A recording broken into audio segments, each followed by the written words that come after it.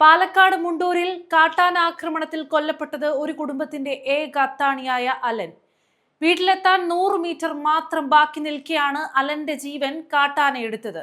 സ്ഥിരമായി വീട്ടിലേക്ക് പോകാറുള്ള വഴിയിലൂടെ നടന്നു പോവുകയായിരുന്ന 23-കാരൻ അലനും അമ്മയ്ക്കും നേരെ കാട്ടാന പാഞ്ഞെടുക്കുകയായിരുന്നു. കൊച്ചിയിലെ ലുലു മാളിലാണ് അലൻ ജോലി ചെയ്തിരുന്നത്. ലീവിന് നാട്ടിൽ വന്നതായിരുന്നു അലൻ. പാലക്കാട് മുണ്ടൂരിൽ പ്രതിഷേധം ശക്തമായി തുടരുകയാണ്.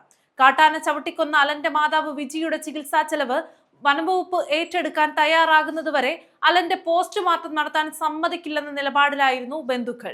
വിജിയുടെ തോളെല്ലിന് ഗുരുതരമായ പരിക്കുണ്ട്. ജില്ലാ ആശുപത്രിക്ക് മുന്നിൽ നാട്ടുകാരും ബന്ധുക്കളും പ്രതിഷേധം നടത്തി. തീരുമാനം അംഗീകരിക്കുന്നില്ല എങ്കിൽ മൃതദേഹം ഏറ്റുവാങ്ങുന്നില്ലെന്ന നിലപാടിലുമായിരുന്നു ബന്ധുക്കൾ. സോളാർ ഫെൻസിംഗ് തകർത്താണ് കാട്ടാന എത്തിയത്. വർഷങ്ങളായി വെളിച്ചമോ വഴിയോ സൗകര്യങ്ങളോ ഇല്ലാതെ ദുരിതത്തിലാണ് അലൻ ഉൾപ്പെടെയുള്ള പ്രദേശവാസികൾ. നാട്ടുകാരൊന്നടങ്കം ഈ ആവശ്യങ്ങൾ അധികാരികളെ പലവട്ടം അറിയിച്ചെങ്കിലും ആരും തിരിഞ്ഞു പോലും നോക്കിയില്ല. കാട്ടാനകളെ ഉൾവനത്തിലേക്ക് തുരത്താനുള്ള നടപടികൾ ഉടൻ വേണമെന്നാണ് നാട്ടുകാരുടെ ആവശ്യം.